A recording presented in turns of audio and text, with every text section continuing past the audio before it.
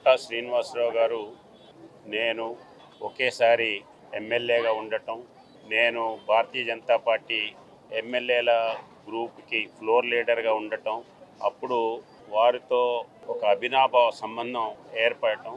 అంతకుముందు quota Srinivasarao guarantee ఒక విలన్గా, ఒక కమోడియన్ హాస్య నటుడిగా చూసేవాడినే, కానీ అంతవరకు నాకు ఎక్కువ పరిచయం లేకుండే.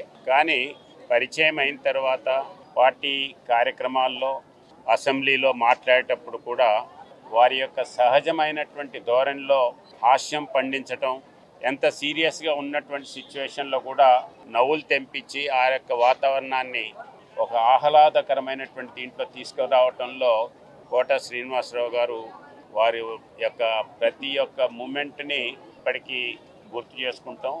వారు ఉన్నప్పుడే కాకుండా వారు లేనప్పుడు కూడా మా యొక్క ఎమ్మెల్యేలను కలిసినప్పుడు అనేక సందర్భాల్లో వారు మాట్లాడినటువంటి విషయాలు గుర్తు చేసుకునే వాళ్ళం. నేను గవర్నర్గా అయిన తర్వాత వారు నాకు ఫోన్ చేయటం, తర్వాత ఇక్కడికి మా ఎమ్మెల్యేస్ తోటి వారి యొక్క ఆరోగ్యం బాగాలేదన్నప్పుడు వచ్చి కలిసి చాలాసేపు మాట్లాడటం, వారు పాత విషయాలు, సినిమా ఇండస్ట్రీలో వారి యొక్క ప్రారంభం, సినిమా ఇండస్ట్రీ ఏ రకంగా ఉంటుంది, అన్ని విషయాలు మాట్లాడేటువంటి వారు సడన్గా ఈరోజు మా నుండి దూరమైనారని తెలిసిన వెంటనే అగర్తలా నుండి వారిని చూడాలి అనేటువంటి దీంతో రావటం జరిగింది. చివరి దర్శనం చేసుకున్నాను.